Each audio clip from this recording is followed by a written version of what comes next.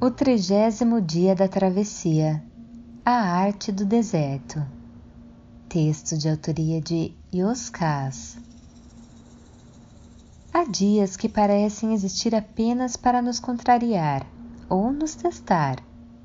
Acordei feliz pensando na Ingrid, a astrônoma nórdica de cabelos ruivos. Fui à tenda que servia de refeitório para buscar uma caneca de café e todos comentavam sobre a tradicional festa do 30º dia da travessia, que se realizaria naquela noite. Imaginei-me dançando com a astrônoma sob o lindo céu de estrelas do deserto. Foi quando vi a Ingrid conversando com um peregrino que, assim como eu, viajava para o maior oásis do deserto com o intuito de conversar com o sábio Devixi, conhecedor de muitos segredos entre o céu e a terra. Ingrid dava boas risadas. Ele se chamava Paolo, um italiano muito popular na caravana. Era bonito, simpático e gentil. Tinha uma conversa agradável. Eu mesmo já tinha dado gargalhadas das suas histórias, sempre bem-humoradas. Paolo era o braço direito e herdeiro do pai, um rico industrial de Milão. Tinha a idade de Ingrid e, assim como a astrônoma, parecia ter o dom de seduzir. Eles conversavam como se nada mais importasse no mundo. No mesmo instante me senti mal. Um gosto amargo na boca e um azedume nas entranhas sinalizaram a dança do ciúme dentro de mim. Embora não namorasse ou tivesse qualquer compromisso formal com a Ingrid, eu cultivava essa esperança. A plantação ardeu em fogo quando eles emparelharam os camelos para fazerem juntos a travessia daquele dia. Enjoado, cuspi o café. Sem vontade de falar, segui solitário na marcha. Eu procurava transmutar o ciúme, pois já havia aprendido muito sobre as sombras. Em vão. Ao mesmo tempo em que eu dizia para mim mesmo que ninguém é dono de ninguém, que devemos respeitar as escolhas alheias, ainda que contrárias às nossas vontades, que embora necessitemos dos relacionamentos como aprimoramento e compartilhamento das virtudes, a felicidade não exige a presença de ninguém ao nosso lado, pois é uma conquista interna. Qualquer dependência emocional será sempre uma cruel prisão a impedir o encontro com a imprescindível liberdade. Conceitos verdadeiros e valiosos que eu tinha aprendido no decorrer da minha jornada cósmica. Contudo, de outro lado, o ciúme me contestava dizendo que a Ingrid era uma ingrata. Parecia ter esquecido os bonitos momentos que juntos tínhamos compartilhados. A astrônoma também não levava em consideração a dedicação que eu tivera com ela quando foi mordida por uma serpente há poucos dias e quase faleceu. O ciúme também me sugeria um suposto interesse da Ingrid por uma vida maravilhosa que teria ao lado de Paolo. Mostrou-me a astrônoma cercada de luxo e facilidades, passeando na belíssima costa amalfitana com seus ótimos restaurantes de chefes renomados e confortáveis hotéis em camas revestidas por finos lençóis de linho. O ciúme me dizia que eu nunca poderia proporcionar a ela uma vida parecida. O ciúme me questionava se seria possível outra mulher me completar como a Ingrid. Era uma batalha de vida e morte, como supostamente são os embates travados no âmago do ser. Em primeiro momento, parece existir apenas uma entre duas opções, tudo ou nada. Assim eu me sentia quando veio a ordem para a caravana parar no meio do dia para um breve descanso e uma refeição ligeira. Quando desmontei do camelo, pensei que não me restaria nada. As minhas pernas fraquejavam, eu me sentia fraco, como se a vida tivesse escorrido de dentro de mim. Restava-me o vazio, eu me sentia oco. Sentado na areia, tentei comer uma tâmara. A fruta sempre doce me pareceu azeda e intragável. Eu sabia que tinha de resgatar a força da minha alma, o ânimo pela vida. Nesse momento, ao longe, vi Paolo e Ingrid conversando. Sem dúvida era um casal bonito e alegre. O ciúme me disse que sem o italiano era eu quem estaria rindo ao lado da astrônoma. Ele cruzara a minha existência para me desafiar e tomar a minha fonte de prazer. Era hora de partir para o tudo ou ficaria sem nada. Senti ódio do italiano. Instintivamente passei a mão nas minhas costas e toquei no punhal que sempre levava no cós da calça. A fraqueza foi substituída por uma força ácida, a raiva. Ideias e emoções estavam confusas, porém, agora eu me sentia forte por encontrar uma possibilidade de agir para ocupar o lugar da impotência inicial. Contive-me quando vi o caravaneiro me olhando profundamente. Ele parecia adivinhar o que eu pensava. Eu sabia que a lei do deserto era implacável. Desviei o olhar. Marchei o segundo trecho da travessia daquele dia dividido entre pensamentos e sentimentos. Um guerreiro lutava contra outro guerreiro. Eu era ambos, luz e sombras. O campo de batalha, ensanguentado naquele momento, era o âmago do meu ser, a minha consciência. Deserto e caravana eram meras paisagens para um duelo decisivo que se anunciava. À noite, eu não quis jantar. Por entre as lamparinas que iluminavam o acampamento da caravana, eu procurava pelo italiano. Ele estava ao lado de Ingrid, afastados de todos, deitados na areia. A astrônoma parecia lhe falar sobre as estrelas, como já fizera comigo. De tocaia, os observei por algum tempo. Em determinado momento, a Ingrid se levantou para fazer ou buscar algo. Sozinho, Paolo continuou deitado na areia. A hora se mostrava oportuna. Procurei pelos olhos implacáveis do caravaneiro. Não os vi. Eu não sentia medo. No entanto, também não conseguia sair do lugar, como se os meus pés estivessem enterrados no deserto. Metade de mim queria atacar, a outra parte não deixava. Foi quando percebi que a bela mulher, com os olhos da cor de lápis lazuli, me observava. Ela estava com as feições serenas, mas os seus olhos refletiam uma tristeza sem fim. Envergonhado, corri dali para o alto de uma duna. Ofegante, sentei na areia. De lá a caravana parecia um brinquedo de criança. As tendas, os lampiões, os camelos e as pessoas. Não se ouvia som. Apenas a voz sábia do silêncio. Ouvi alguém atrás de mim. Era a mulher de olhos azuis. Sem pedir autorização, ela se sentou. Trazia consigo um pequeno tambor, um tambor do deserto. Ela ficou quieta ao meu lado por um tempo que eu não sei precisar, sem dizer palavra, sem mexer no tambor. Até que perguntei a razão de ela estar ali. A mulher foi delicada em sua resposta. Espero seu coração se acalmar. Depois, caso você queira, conversaremos. Balancei a cabeça como quem diz sim e comecei a chorar. Foi um choro convulsivo. Em seguida, comecei a desabafar. Falei muito. Confessei que estranhava a mim mesmo, como se eu não me conhecesse nem tivesse aprendido nada em minha caminhada.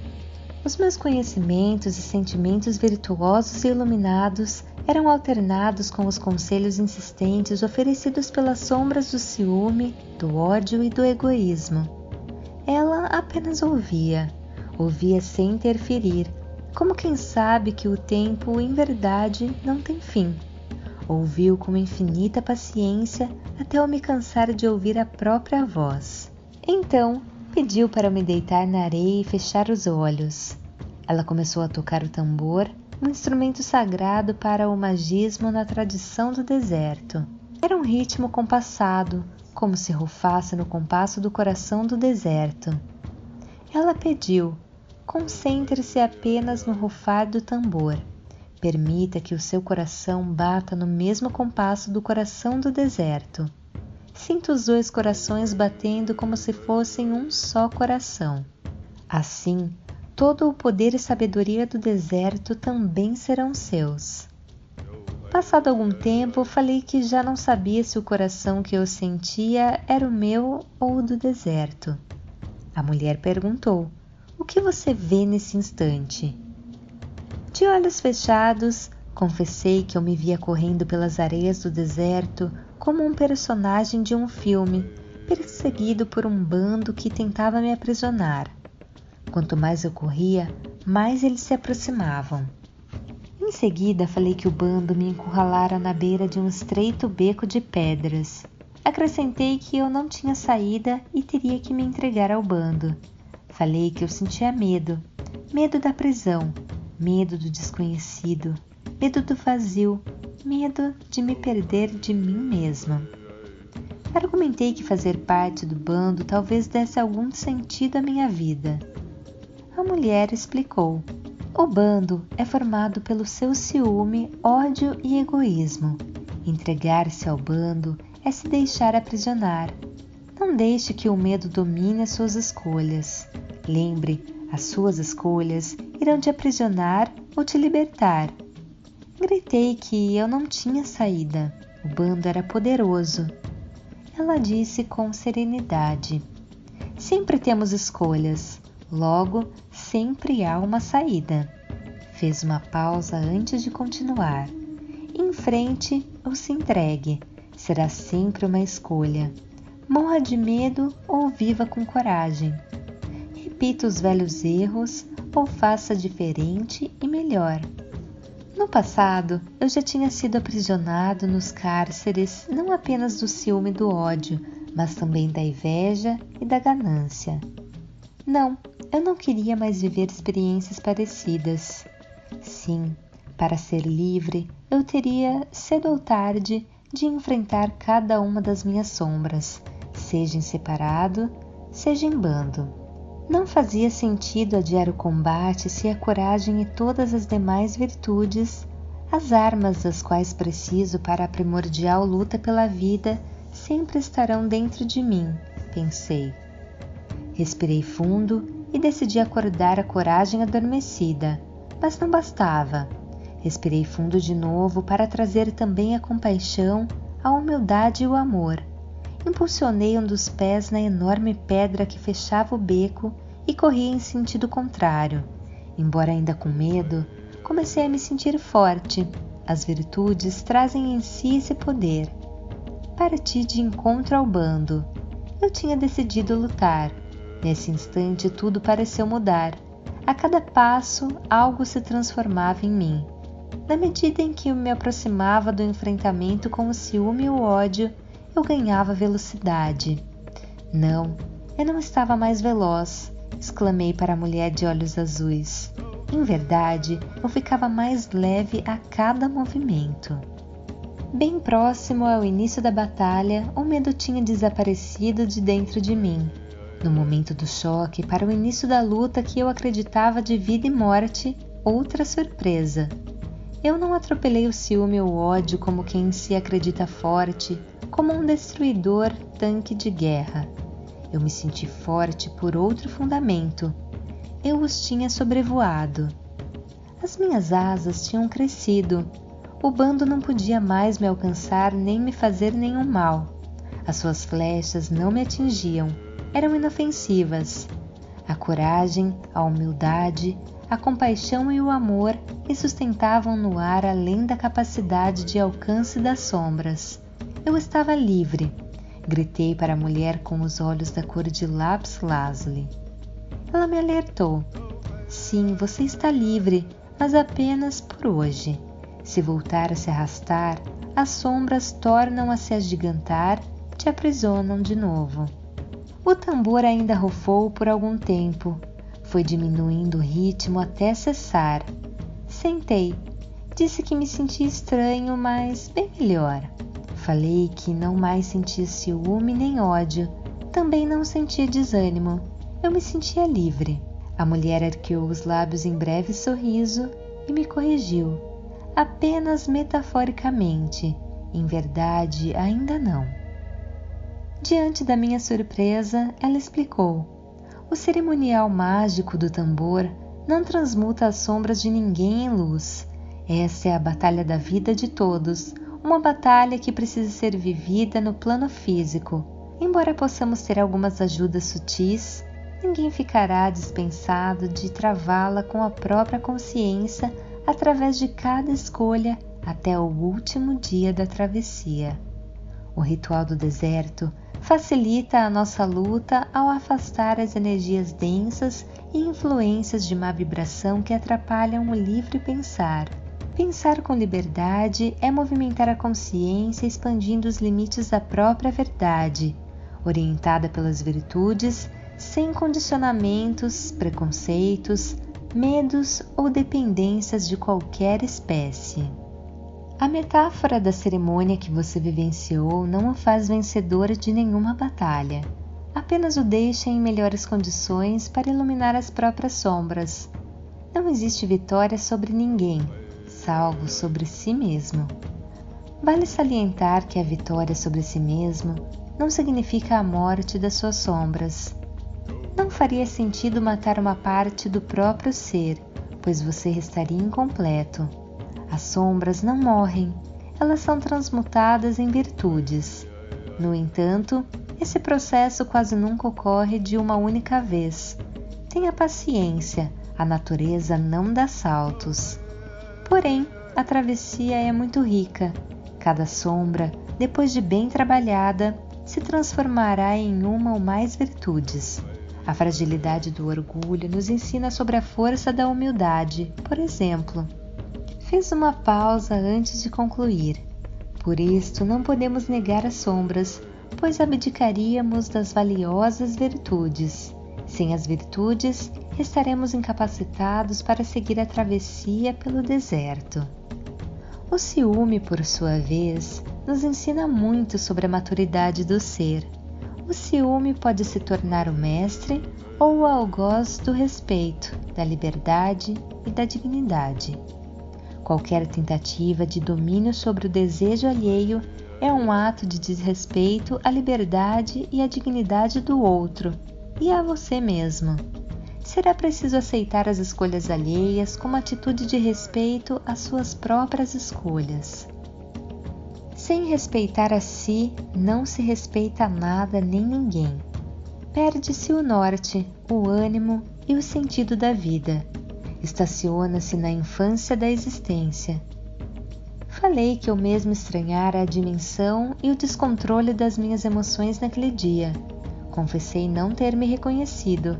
Acreditava já ter superado algumas das emoções densas que tinham me dominado. Tornei a admitir a surpresa pelo meu descontrole que quase me levou ao desatino. A mulher me lembrou de uma antiga lição. Céu e inferno são criações da sua consciência. Céu e inferno te pertencem. Acreditar-se além do mal é um grande perigo. A cada dia, todos os dias, você terá de escolher aonde vai morar. Fez uma pausa antes de concluir.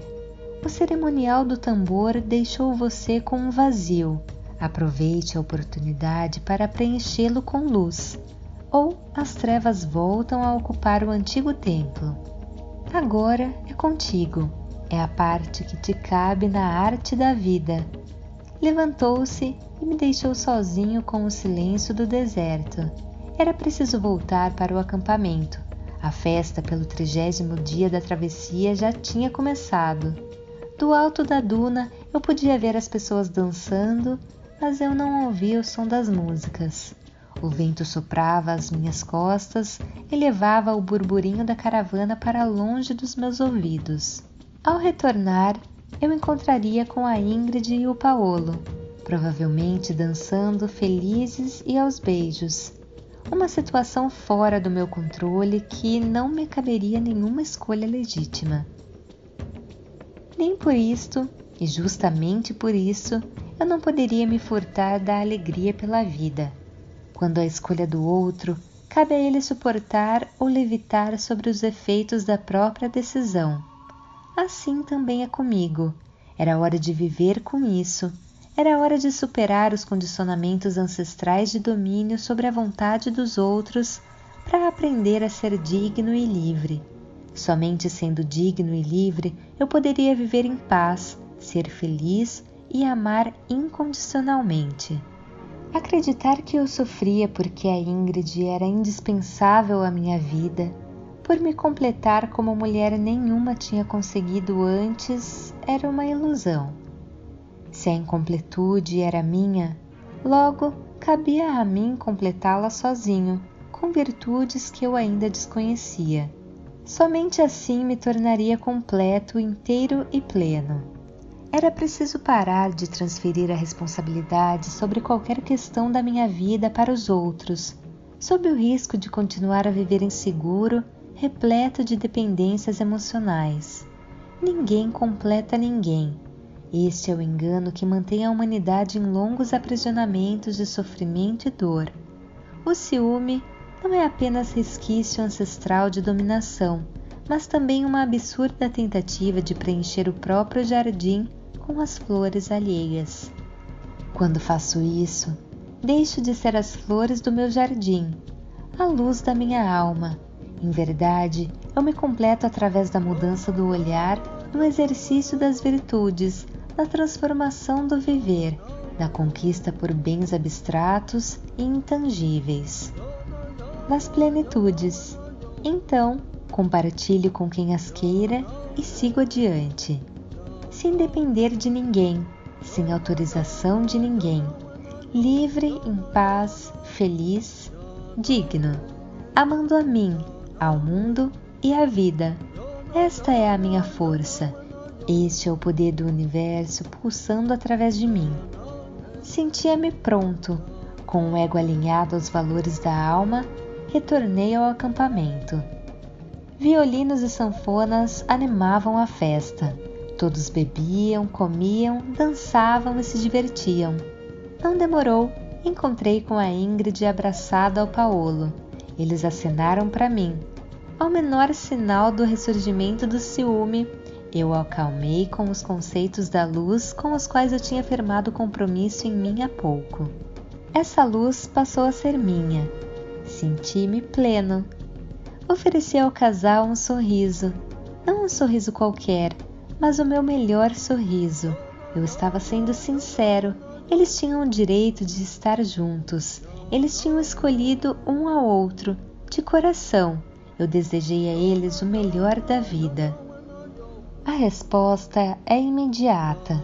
Percebi a força da vida ainda mais forte pulsando em minhas mãos, um poder oriundo da luz, uma sensação maravilhosa de leveza e transcendência. Eu sorria para todos na caravana, o meu coração sorria para mim. Uma bonita morena de cabelos encaracolados, vestido vermelho e enormes argolas nas orelhas, me olhou faceira. As boas vibrações encantam e aconchegam outras almas na mesma sintonia. Dançamos por toda a noite em volta da enorme fogueira que clareava a festa. Em certo momento, vi o caravaneiro. Ele me observava. Aproximei-me e o agradeci pela reprovação que havia em seu olhar quando beirei as trevas. Falei que o seu olhar me ajudou a retornar à luz. Ele sorriu e comentou: a escolha é o mais precioso dom que possuímos, também o mais perigoso. Em cada uma encontraremos as dores e as delícias do deserto. A escolha é um instrumento primordial à criação, mas também é ferramenta usada para a destruição. Confie na luz que traz em ti, porém não despreze a influência das sombras. Da luz às trevas ou das trevas para a luz possui a distância de uma única escolha. Apenas através delas se consegue completar a travessia. Aprender a construir uma escolha é a mais pura arte do deserto. Voz de Paula Paulini.